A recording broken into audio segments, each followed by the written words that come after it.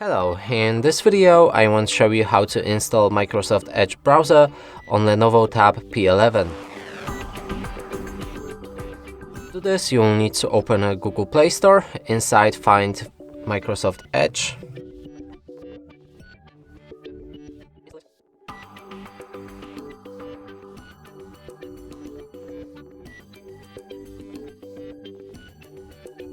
Then when it's ready, you should be able to open it.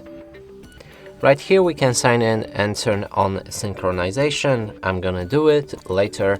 Here accept or disagree with the data sharing preference and click on confirm.